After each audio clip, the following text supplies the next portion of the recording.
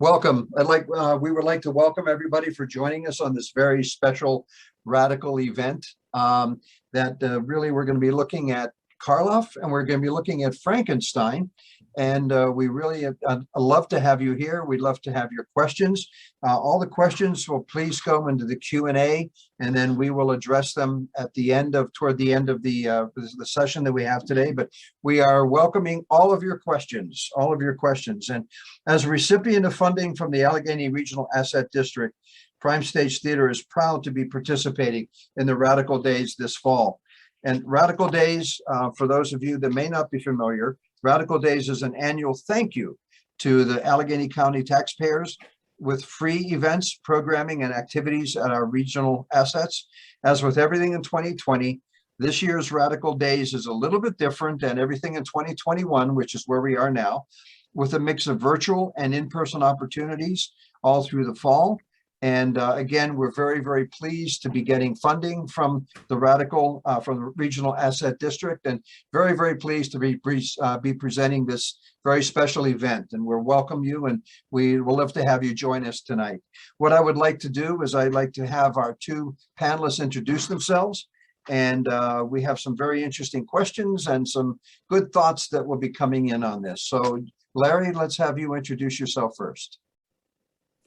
Hello, I'm Lawrence Connelly, and I am fortunate enough to be working with Prime Stage Theater on a production of Frankenstein that's going to be coming up in 2022. I also write science fiction stories. I also host a podcast for Prime Stage called Prime Stage Mystery Theater. We have a new episode dropping this Thursday.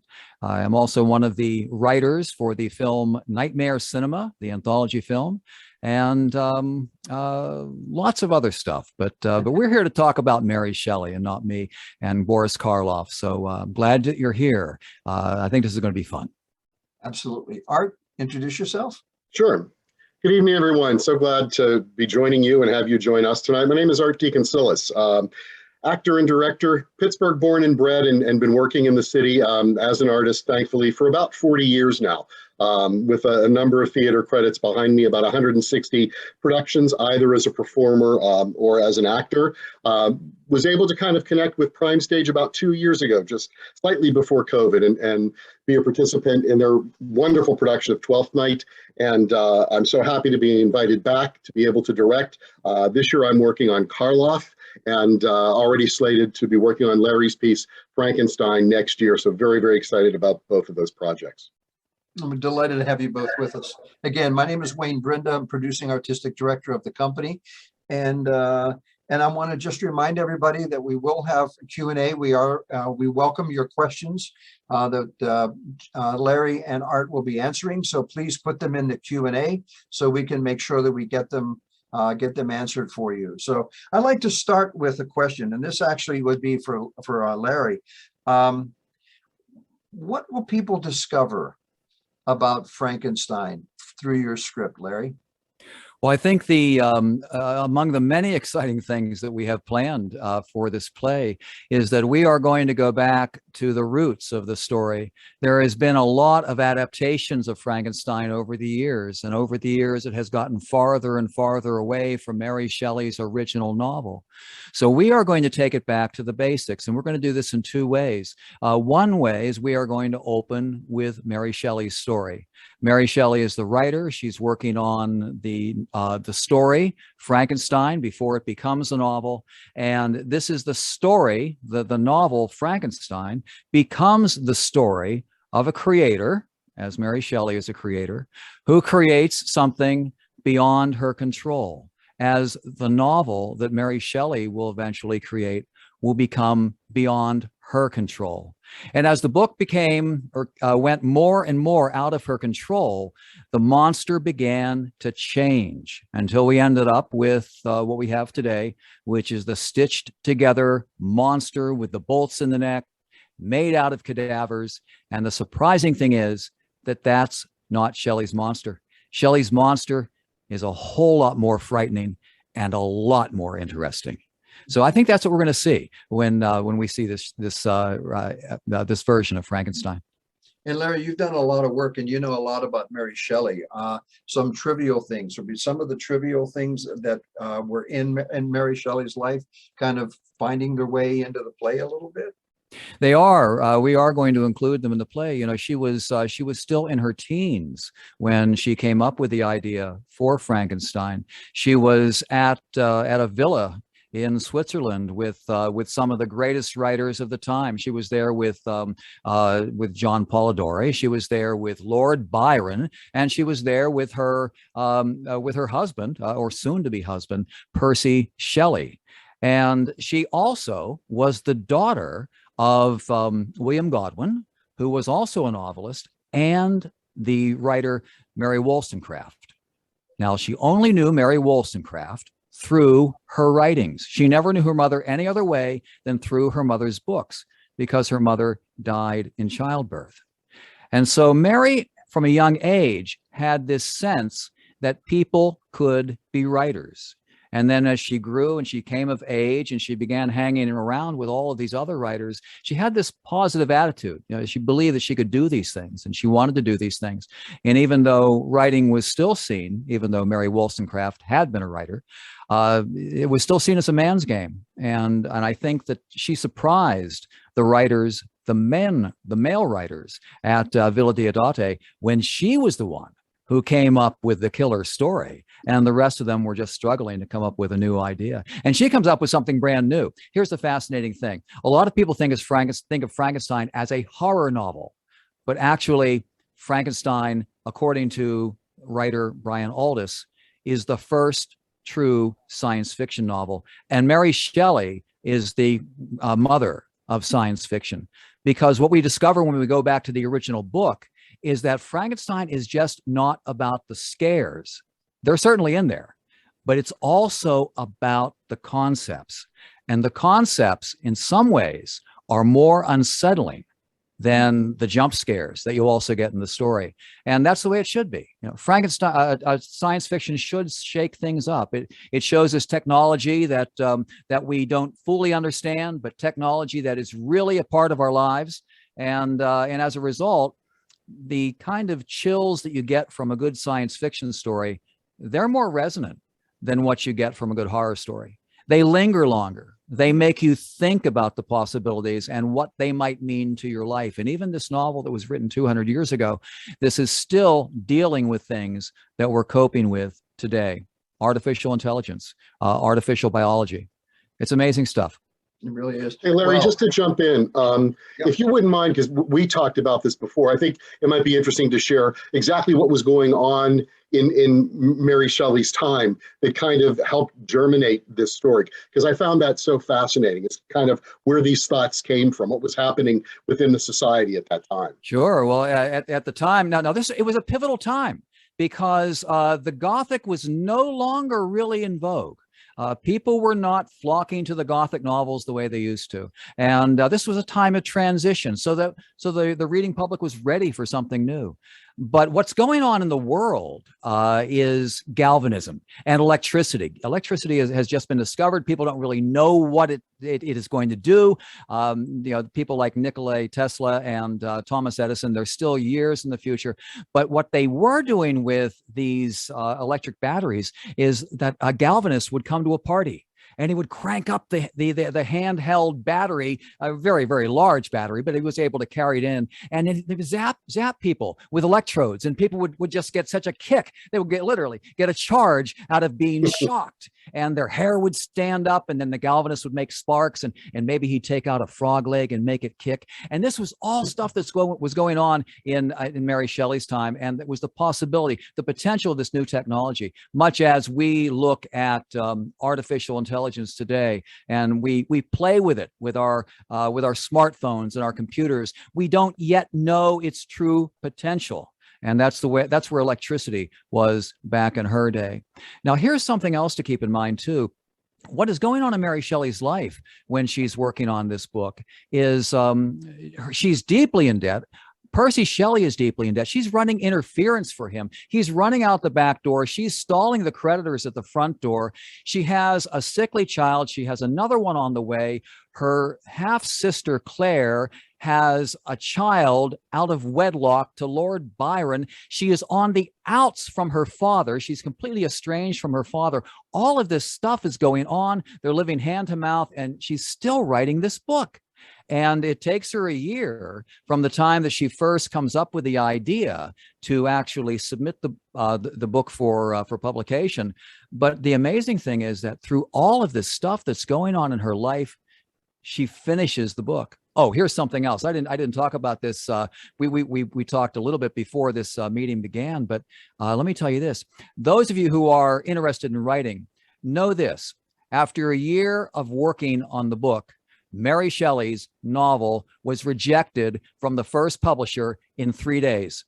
Bounced it right back to her. It was delivered. It sat on his desk one day. It went right back. So, and what did she do, of course, is she sent it back out, and she kept sending it back out until it was published. And we know what happened then. And it was through a theater production, right? That it actually starts its claim to fame. It was through a theater production that finally made this concept of the Frankenstein monster, finally made it capture the zeitgeist of the population. Yeah, let's see if we can tell this part of the story. It comes out. It comes out in a press run. The book comes out in 1818 in a press run of 500 copies. That's minuscule. Even then, it was minuscule, and it gets terrible reviews. The reviewers are calling it horrible. They're calling it disgusting, and they are not really seeing it for what it is. Keep in mind, this is a transitional time. No one has ever written a book like this before. Now, 13 years later, it hits the stage in an adaptation. Mary Shelley does not get a cent for the adaptation. This is a different time. Writers of novels, when their plays are adapted, unless they do the writing, they don't get a cent. But what does happen is when it hits the stage, finally people get it. They realize what the novel was about. The novel does go into a second printing. It goes into a second printing. Actually, it's a second edition. Comes out about 8,000 copies this time. And it continues to be adapted for the stage all through the 18th century. And then in the 19th century, with a film by Thomas Edison in 1910, it moves to cinema.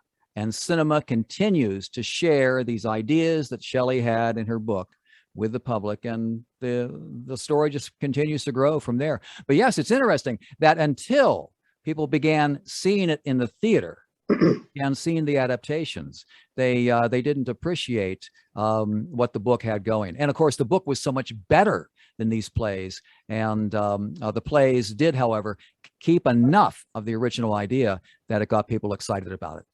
Well, Art, as a director, now what's this mean for you as a director? And what's it like working on this? There's so much to work with there. I do want to echo what Larry said, in that we, within this piece, Frankenstein, working to be very true to Mary Shelley's original vision. But I also want to add there what Larry's done as a playwright is really interesting, because there is this sense, this little hint of a modern voice to it.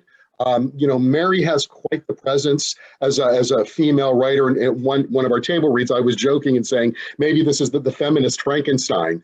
But it really gives her strong presence and quite a vision beyond what the men in her time were seeing. To me, there's also an interesting commentary here on paternal love and paternal responsibility. We talk a lot about Victor's relationship with his father within this piece, and Victor's relationship to his creation. So what is that paternal connection? What is our responsibility to anything that we create? And so there's a lot of questions that are asked, and Larry kind of takes us down a lot of little pathways to never really fully give us an answer. He allows us in this piece to kind of find our own answer within these characters, but we realize that when we create something, there is an innate responsibility to that. And sometimes we can maintain control of that creation, and many times, most times, we can't. And I think there's something important. And let me just drop in. So again, we welcome your comments. We welcome your questions, and that we can address. So please, send them our way so we can kind of take things a little bit further too. In some ways, I think what's interesting also is the way we're approaching Frankenstein. Larry, you had mentioned about the thing we typically think of when we think of Frankenstein. But Art, tell us about what your thoughts are with Frankenstein, and maybe we can actually show that one picture. Yeah, there's no bolts in the neck, there's no green skin, there's no stitching across the forehead. We really want to be true to this creature that's described in Mary Shelley's book, where this skin is almost translucent. You can almost see the veins beneath the skin. You can see some of the skeleton and the musculature. He has very, very long, as Larry calls it when he talks about it, rock star hair. And she states too that his skin has almost a yellowish tinge to it and black lips. So it's very, very different in presentation and style from what we've come to know as the iconic Frankenstein monster. Absolutely. And I think that makes it more interesting. I think people will come to this production thinking they're going to know what to expect and finding out that it's going to be a brand new story for them. And I think that's important. And again, that's a challenge, of course, right? But yeah. But it is a large cast. And the cast is they're playing different roles. I mean, tell us a little about how that's going to work. Sure. All of the actors, except for the creature himself, all of the actors play multiple roles. And there's this very interesting connection. The actor playing Shelley ends up being Victor Frankenstein. Mary Shelley's bad actress ends up becoming Victor's fiancée. So there's this wonderful kind of mirror image that happens between the characters. Lord Byron becomes the great scientist Walden later on. And it's interesting that Larry presents with some of them a similarity in character, and with others, there's these polar opposites. So the actors are definitely going to be challenged in that they present these two very, very distinct characterizations, but we're going to work as an artistic team to kind of thematically tie them together. So we're either talking about the similarities with these two individuals, or we're looking at the antithesis of each other, kind of the mirror images of each other. Which kind of goes along with this too, and both you and Larry can talk about this. It's like really the question of the play is, who is the monster, right? 100%. Larry, do you want to touch on that? Then I'll jump in. Sure. Yeah. That is the question, isn't it? Who is the monster? Is it the the creator who works for 2 years to bring to fruition this dream that he had of creating artificial life? And then when it finally happens, when the creature finally comes to life, he looks at it and he sees it animate and he says, "Oh, that's not what I meant." But unlike, you take a novel that you've written and you can put it in the drawer, but you're not going to take something that's alive and put it in the drawer. And so he is disappointed with his creation. It is different from what he had planned, but he's not willing to say to himself, okay, this is not what I had in mind, but this is what I created. Let's find out what it can do, and let's find out what I can do for it. Instead, he abandons it. And by abandoning it, now keep in mind, this is his child, he has created it. By abandoning it, he does what we would agree is one of the most hard things you can do. The most hard thing is for a parent to abandon a child. So we start the story with this monstrous act by Victor Frankenstein, and in pure innocence on the part of the monster. All of the monster does is reach for him. And of course, I should call it the creature, would probably be a better word. That's what I was going to say, Larry. All the creature does is reach for him and want this human connection. And Victor Frankenstein denies that of the creature. The creature is then turned out to the cold world and has to fend for itself. And from that point on, Victor Frankenstein is unable to take control or take responsibility for his creation. And that's what makes him the monster. The creature is made what it is by the actions of Victor Frankenstein and the actions of other people that are perpetrated by what Victor Frankenstein did to the monster at the moment of its birth. So yes, the question is, who is the monster? Yeah, I'm very, very cautious and purposeful each time to really mention and call it the creature. rather than the monster. To me, I don't want to give, again, too much of our hand, but as Larry said, to me, the creator is the monster. And I think the interesting thing, too, that happens both in the story and Larry demonstrates nicely in the piece, is that there's this lovely innocence, this open acceptance of here I am from the creature at first, and then as he gets put out, as he gets shunned, and as he learns by observation from others to become more quote unquote human, it's interesting that it's only then that we start to see a sense of vengeance, a sense of anger. So as he becomes more human, those less attractive sides of human personality become much more predominant. In the early part, he's very much the innocent, a victim of the creation, so to speak. And Tina, if you can show us that one image, that would be great. And I think when we're talking about this and how things, what our expectations are, I think this might be a good time to pivot. As you can see the image that Larry, do you want to talk a little bit about that before we go on? Yes, as the caption reads, this is by Theodor von Holst, and he is a student. He was a student of Henry Fuseli, who was a great artist at the time, and a friend of Mary Shelley's family when she was living at home with her father. And this is right from the book. Take a look at it. You've got hair. The creature has very long hair. Today, people wrestle with this as they're doing costume designs and makeup designs. How could the creature have hair if it's just been born? Well, it's been made. It hasn't been sewn together from cadavers. It's made. It's been grown artificially. And so it has hair because Victor Frankenstein wanted to make something godlike. Look at those pectorals. Look at the stomach muscles. This is exactly the way Mary Shelley describes it. It is so muscular that its skin barely covers the musculature. And here's the important thing to keep in mind, and you can see a little bit of it in this illustration. You see those eyes wide open, the eyes of a child. They drink in the world. Well, for Mary Shelley, the creature had this incredible intelligence. This was also Victor's plan, to create something that has super intelligence.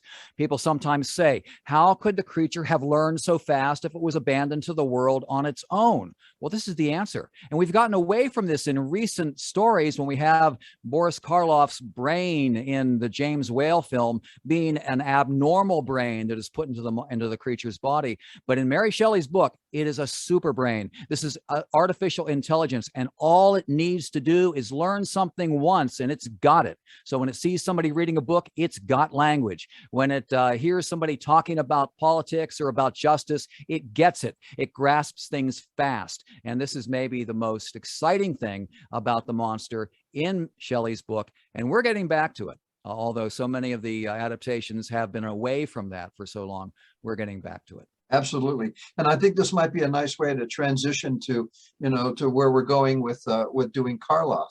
And Tina, if we can put up the image of the two Frankensteins, and I will tell you, why are we doing Karloff? Well, we want to bring theater, we want to bring the theater back, and we want to bring people back to the theater. And we want to make sure that we're doing it in a safe way, where we're doing it where people are comfortable. And we were very, very pleased to find Randy Bowser's production of Karloff, and to be able to secure the rights to be able to do this. And we're very excited about this. And just again, as we're bringing the creature to life in November of next year, we're bringing Karloff to the stage, and we're having Karloff basically share his world with us. And Art's going to also be directing Karloff. And Art, can you tell us a little bit about what's so special about this script, and what people are gonna learn from Karloff about Karloff? Sure, I really feel lucky to be working on two wonderful pieces by two really great playwrights, Larry and Randy. And in Randy's piece with Karloff, we have this wonderful story that gives us a full spectrum view of an iconic horror film actor, of Boris Karloff. So much to get into here. First of all, I was kind of surprised that as we've gone down the line generationally, there are a number of people who younger that don't really know who Karloff is. I was surprised to find that out. Yet when you mention, well, you know the voice of the Grinch, you know the narrator, oh, yes, that's Boris Karloff. But this entire wonderful, rich history behind that, they have no knowledge of. So first of all, I'm very excited to be able to be working on a piece that brings a really great in-depth understanding of this actor to the stage and lets the audience find out about this man. What I love about the piece from an artistic standpoint, and I'll try to condense it. So many times, Wayne, and you know this, as an actor, we sometimes try to fight against our type. That doesn't mean that a performer should not try to think outside the box, work beyond what they are, but certainly we get typecast. There's a certain aura that we present to the audience that sometimes as an actor we want to work against. Karloff didn't do that. Karloff knew and understood very, very early on, you know, what worked for him, where his niche was, where he fit. And he harvested that and embraced that. And in doing so, created this wonderful career. At one point later on, he is asked, you know, aren't you tired of Frankenstein's monster? Don't you hate that? And he actually responds that no, the creature is my best friend. If it wasn't for the creature, if it wasn't for him doing that role, you wouldn't be here talking to me today. So here's an artist who, in his quest to become, as he often says within the script that Randy's put together, to become and acknowledged as an actor, we really see that through the way he's developed as a performer, he actually becomes that consummate artist by accepting who he is. And we have the wonderful backstory of his life, about his marriages. We find out about his wonderful love for his daughter, Sarah Jane, and how that love both nurtured him and hurt him when he was separated from her. And again, I'm not going to give too much of the story away. You have to come to see it to find out what that's all about. But we have this man who we understand, or we know, and I used to get Movie Monster magazine as a kid growing up, and I put those, you know, horrible models together with the glue. I was into that whole thing. Had no idea of the man behind the monster.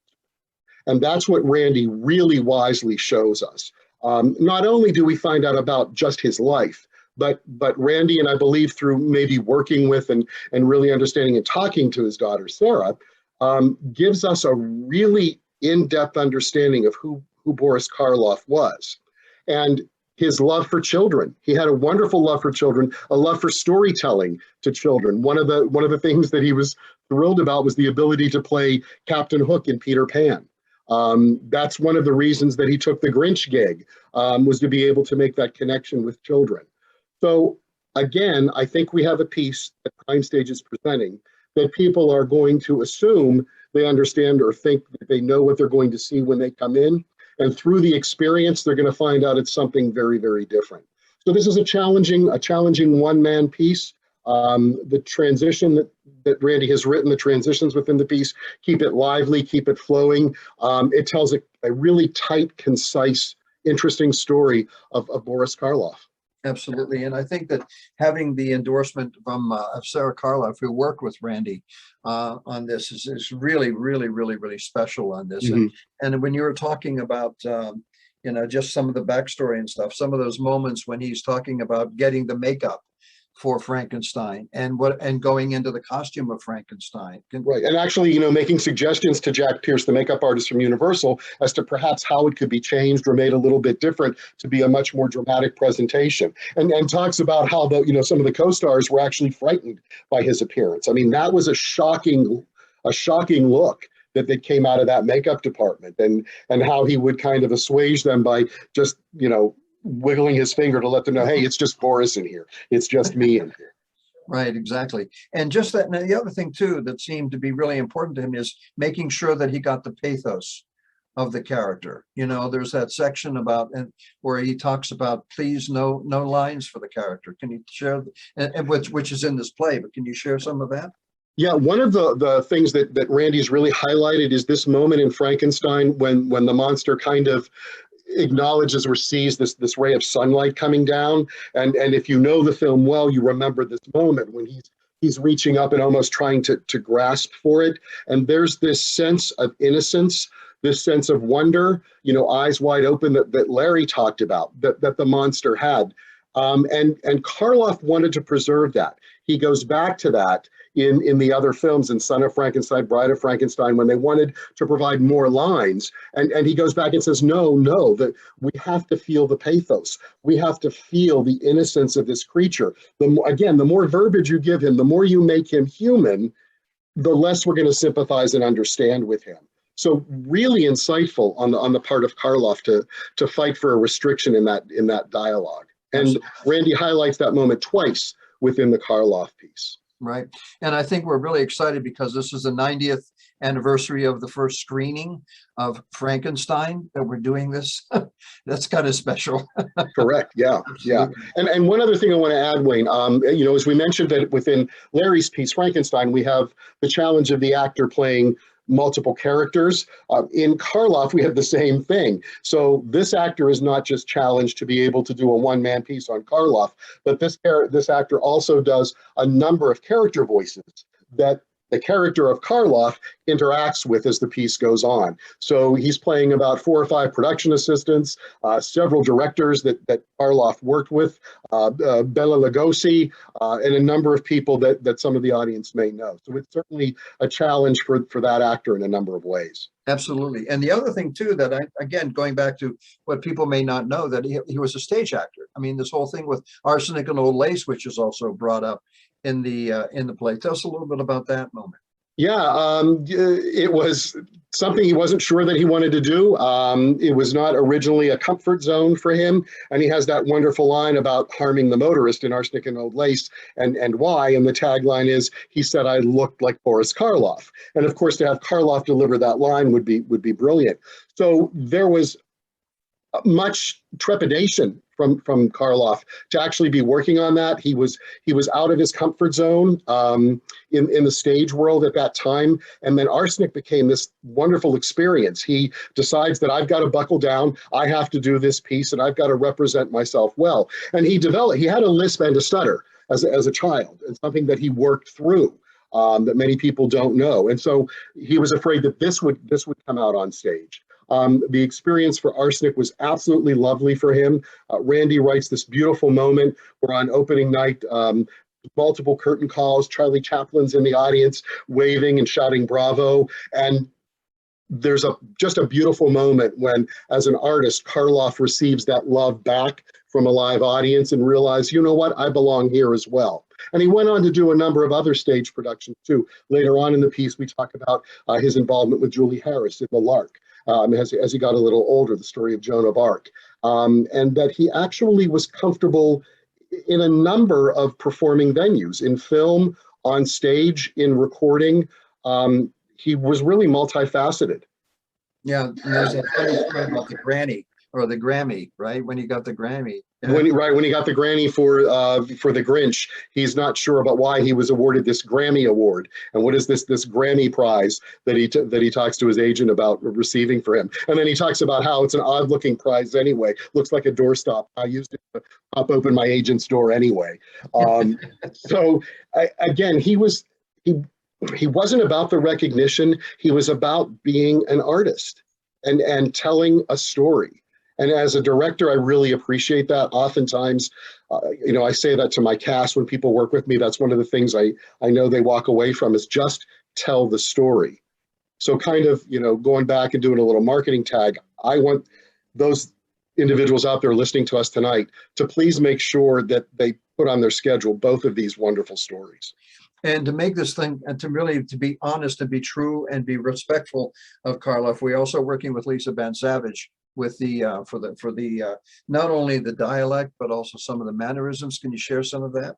Yeah, definitely. We had a read through yesterday, which was fantastic. David Nachman is the actor that's going to be doing Karloff for us, and David comes to the table with an innate sense of who Karloff is. So it's really nice. I think as a director, sometimes casting is 2/3 of the issue.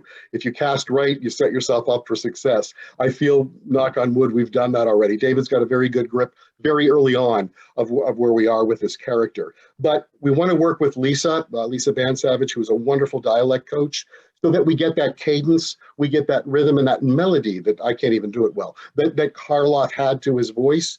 We're working too to make those other voices that I talked about very distinct, very separate. There's a little bit of surprise for the Pittsburgh audience in there too, with some of the voices. But we talked about, I do have to go back and say that Randy has provided, as a playwright for us, Randy has provided a wealth of resource material, a huge resource library. With recordings and clips of Karloff. So we're kind of combing through those now, and David will be going through those to make sure that we add those mannerisms, that kind of lift of the one eyebrow, the tilt of the head certain times. Karloff often kind of does a hand over the mouth sort of gesture. Those are things we want to incorporate as well.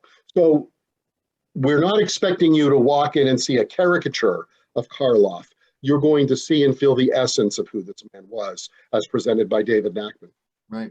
And Pittsburgh being such a center of horror with George Romero films and the Chili, Chili Cardill. Chili Billy, yeah. Yeah, Chili Billy and stuff. So when people are there, this really does meet the expectations and meet the imaginations of people that have gone through all the George Romero films and have all of that. So I think there's an interesting thing here, Wayne, and when you look at these kind of golden age of movie monsters, and I don't know if Larry will agree with me, I think what's special about them is before we get to this kind of slash and gore films, you find so many times that these monsters are themselves reticent to be monsters. It's not what they wanted to be. They were either created or thrown into this. You look at the werewolf films. In one of them, the werewolf is begging, "Please shoot me with a silver bullet." There's not comfort in being the creature and being the villain. And so it was this kind of abomination or this manifestation of human evil inside that's frightening, rather than just slash and gore. And I think that creates for us an understanding of the creature. It creates, again, I hate to overuse the word, but a pathos that we can relate to, that against themselves, these beings are doing things that they don't necessarily want to do, but are driven to do, if that makes sense. It does. And again, I open it up for questions from all of you to ask, Larry and Art some questions about the productions or about anything that you'd like to regarding Frankenstein and Karloff. And Larry, can you want to jump on some of the things that Art was saying there about the pathos and about the creatures? Yeah, I would say that I would agree with Art on that. I find the monster, like Frankenstein monster, that is the outsider, that is misunderstood, that can't get people to accept him, and as a result is forced into striking out. I find that so much more interesting than a faceless, nameless force that can't be stopped, that can't be hurt. I was watching a horror film last night. I won't say which one it was because I don't want to speak ill of another person's work, but it was one of these films where, yes, every 7 or 8 minutes, the monster comes, crashing out of the shadows, kills somebody in a horrible way and is back in the shadows and gone. And I don't understand that monster. I don't know it. I mean, I can understand certainly the fear of death, but I can't understand the creature that is metering this out. And so in the story that Mary Shelley wrote and in the classic films that were being referenced by Art there, we have a creature that we get to know a little bit better. Now, I won't say that those films aren't still being made. Those films are indeed still being made, but I prefer the ones that have the monster as character instead of a monster as mindless force. And I think if you go back too, right, if you like to see Michael Myers coming back again this year, one more time for Halloween, that actually came Karloff's Frankenstein was the first to return from the dead, so to speak, right? Yes, At the yes. end of the first film, we believe the monster's long gone, but we only find out as sequels come about, he is not. So actually that whole genre of, well, he's back, kind of started with the Frankenstein franchise. That's right. That's right. And it's almost we wish Karloff would kind of come back and say, look, this is how you play him. This is how you play a monster, right? Right. This right. is what you did. You know, you care about him. You want to care about him, you know? And again, going through all the things that we find in Karloff's life, from being a trucker and carrying those weights. And I mean, and just he went through a lot. And being Anglo-Indian, having the speech, the speech difficulty, being what he considered himself to be unattractive, ugly. From early on, he dealt with that feeling of being an outsider. Yes, and isn't it interesting that he gets his breakthrough role at age 43, and he doesn't even get screen credit. It's the monster by question mark. Right. And or invited to the premiere, right? and of course, Mary Shelley's book, when Frankenstein comes out, it's Frankenstein by question mark, because it's published anonymously. So this is something that they both have in common. And it's something that we all need to keep in mind, those of us who create things. Stick to it. The success is out there somewhere. You just have to wait for it. Here's a question for everybody. What is your favorite mythological precursor to Frankenstein?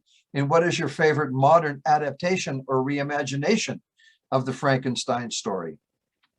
All right. So favorite mythological creature is that, do I have that right? Mythological precursor to Frankenstein? Oh, well, obviously, I guess that would be Prometheus Plasticator, not the Prometheus necessarily that stole the fire from heaven and got chained to a rock and had his organs eaten out by a giant bird, but Prometheus the Plasticator. This is a myth that is not as well known as Prometheus the Fire Stealer.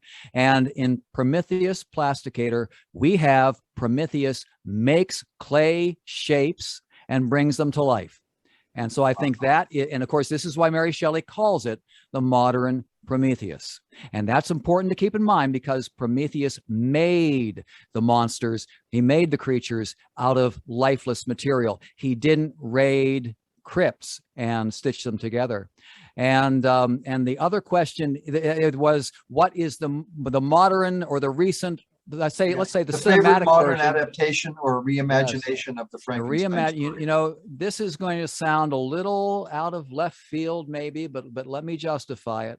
I'm going to go back to the sequel to Frankenstein, and I'd have to say that Mary Shelley's James Whale's Bride of Frankenstein is the one that I think just gets enough right to make me really love it. Despite the liberties that it takes with the story. You can go through this. Now, what they did when they were making that movie is they realized they needed to make a sequel. And so they went back to the book when they were making Bride of Frankenstein, and they pulled things out of it. And so you're going to see more episodes in the film Bride of Frankenstein that are right from the book. Not only the creation or the attempted creation of the mate, which is in the book, but you also have the encounter with the blind man, which is a major part of the book and also a major part of Bride of Frankenstein. And you have the monster seeing itself, the creature seeing itself reflected in the water. You see the creature saving a girl from drowning. You see the creature being shot by a rustic. And all of this stuff is taken right from the book. So in spite of the things that it makes up, which actually are really amusing and delightful. I love the character Dr. Pretorius, who is based on M. Waldman in the novel, but he is just really over the top. I love that movie, and I think that's the one I would have to go with. Art, how about you? Well, wow, to follow Larry on that. The mythological creature, it's really odd for me, but the Minotaur has always been fascinating to me. That kind of half bull, half man creature stuck in this maze. And again, it's that thought of being forced to do the evil, that these individuals are put in this maze, and it's this beast's duty to either they find their way out or the beast punishes them. So it's evil that fights against itself. And so the Minotaur has always been of interest to me. I just think fascinated me by this horrible trapped existence. I think so. I'm going to be completely blasphemous to this entire webinar with the film and admit that this experience working with both Larry and Randy has converted me to a Frankenstein buff or Frankenstein fan. As a child growing up, I was straight vampire all the way. So, you know, I loved Barnabas Collins in Dark Shadows. The Gary Oldman portrayal of Dracula really spoke to me. So I wasn't a Frankenstein nut. I'm turning into one now. Good, absolutely. And so let me ask you this then, Art, why should people come and see Karloff, which by the way opens, I'm a little promotion here, but it previews on November 5th at the Hazlitt Theater. So, but why do you feel people should see Karloff? Aside from the fact that once again, after a while, it's a chance for us to sit in the dark and share a story with each other, which is really important. Aside from the chance to do that, I would say the one word I'd use would be discovery. Discovery of an iconic performer, discovery of the man behind the creature, again, the man behind the monster. I think they're going to find out a lot about that genre of film, and most importantly, about this very iconic film actor. And also to see there's so many sides to Karloff. Right. You know, I mean, that's the thing that's amazing to me when you see all the different clips and all the different movies. And I mean, even when you look at the last movie he made of Targets, I mean, my God, just the different sides of Karloff were astounding, were amazing. Yeah, and actually, within that piece, Randy writes about how, Karloff is actually appalled by the violence that he sees prevalent in American society at that time, how it's growing. And it's interesting that he speaks out against that. He talks about so much about how he wants inclusion. So it's such a timely piece in that manner, how he's seen on tour with Peter Pan and things, he's seen injustice. So that's very interesting. Excuse me for a second, I gotta turn that off. So it's like, here we are. So, life in theater, life in drama, we're here. It's very relevant. It's very timely. Exactly. Exactly. Larry, how about for you? Why should people come see Frankenstein? It's an exploration of where things come from. Where does Mary Shelley get the idea? How does she create the story? Where does the creature come from? How does Victor create it, and why does he create it? We are, in essence, we are entities that make things. We are creatures that make things. We're always making, we're creating. We create ideas, we make work. And so this is a story about some of the basic things that we do. And so we open up with Mary Shelley being challenged to come up with an idea, whole cloth, something brand new, and she runs with this thread, and we get over the course of an hour and 45 minutes, we get to see her develop this idea as the story of Frankenstein plays out in front of us. And the story that is playing out in front of us then is the story of what happens when Victor Frankenstein gets an idea and he runs with it, and where does it lead him? So I think that this two-sided story, the split screen story that we have going on in our version of Frankenstein, is one that needs to be told. And I think this is why people need to come see our version, because I don't think they've seen this before. That's a good point. And it's interesting that, it just so happened that because of COVID and because of what's happened, we've had to pivot from Frankenstein to do Karloff, to do a one-man show this November. But then next November, we're doing Frankenstein. So it's like there's they're getting a taste of the man behind the monster behind it, and then you're going to actually see the creation, but see what the origin of where this came from. So I think the juxtaposition of these two events just was serendipitous. I mean, it just sort of happened. I think it's most great definitely because, when you'll get. I'm sorry. Go ahead, Larry. I was just going to say, you remember the way monster movies used to be, not so much how they are now, but you had to wait for the monster. It didn't come around until the last 20 minutes. We're doing the same thing here. We're going to hold off on Frankenstein until 2022. We're going to make you wait for it. And holy smokes, when it comes out, you just wait. It's going to be the nice payoff. It's going to be. That's a good point, Art. Yeah, I was just going to say, it's kind of like, it's interesting that you're going to see two backstories. So here's two pieces who kind of give you a behind the scenes look. With Karloff, you're going to be able to have a behind the scenes look at the man who created the film monster. And in Frankenstein, Larry's version, you're going to be able to have kind of a behind the scenes look about how the story, the actual story that Shelley wrote, was developed. Where did that come from? All right. And is this, as far as audiences, is this appropriate for all age audiences, Art? What do you think? I would say, I think teens and up will be fine with the Karloff piece, certainly just because of, not that there's anything in it content wise, but just to have an understanding of the storytelling that's occurring. You know, I don't know, at 7 years of age, I sat in front of a screen and watched Boris Karloff and Christopher Lee and Vincent Price. So I'm saying you can certainly come see Frankenstein and be a bit younger. I think it might be fun to have that little scare. My kids say that they need therapy because I show them The Shining and The Birds and things like that very early on. But we were a horror film house. So I don't know if there's an age limit on that. And Larry, how about for Frankenstein? Same thing, right? Pretty much. Oh, I think so. Yes, I think that I think that a young audience will enjoy it. It sounds cliche to say it, but I think it's for all ages. It has something to say to everyone, and I was very mindful of that when I was putting it together. I wanted to tell this story in a way that that it could connect to a broad audience. So I would say if any of this has piqued your interest, then please, whether you're 8 or 80, come on out and join us. Yeah, and I will say, working, because we did start some production team work on Frankenstein before we decided that we needed to pivot. Some of the kind of effects that we're thinking of playing around with are going to be kind of fun.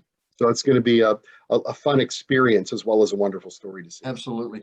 And I will say also for everybody that's here tonight that following the performance on, I think it's on Saturday night, we'll be doing another Q&A with Larry and with Art. So have an audience discussion following seeing Karloff and kind of follow up to possibly what we were talking about tonight. So the idea of enhancing and enriching the experience for audiences, that's also part of what we're going to be doing and what we do. And again, tickets go on sale. And Larry also has a podcast, which is Trapped Full of Monsters, which begins on Thursday, running through October with something very special right before Karloff premieres. So definitely check out the Trapped Full of Monsters podcast on our website. So again, we're creating a whole world here for everybody. We're creating a whole experience, and I think that's really what we're looking at. We're creating an experience for everybody. So Larry, final thoughts?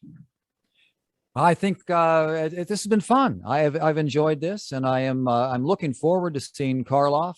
And so we'll have Karloff 90 years after the premiere of Boris Karloff and Frankenstein, and we will have our Frankenstein 199 years after the premiere of the first play of Frankenstein. Yes, that's it. So, wow. So what it all comes around. It does come around, absolutely. Art, final thoughts? Just let me kind of talk about Prime Stage as well. The mission to be true to literature, to bring literature to life, and to also provide an educational perspective on important literary pieces is so ingrained within this company. It's a privilege for me to be involved now in 2 projects and a third coming up next year. I think these are 2 really great stories by 2 very, very talented playwrights that you shouldn't miss. Great. Well, and again, we want to thank RAD for their support of Prime Stage and also for the Radical Days. And we invite everybody to please check the ticket sales on our website. Thank you for coming to this Radical Days event. And it was a pleasure to be talking with both Larry and Art. And we look forward to seeing you at the theater when theater comes back live again. Yay! Absolutely. Thank you so much, everybody. Thank you. Thanks. And if anybody has any questions, just email us and we will get back to you. Thank you.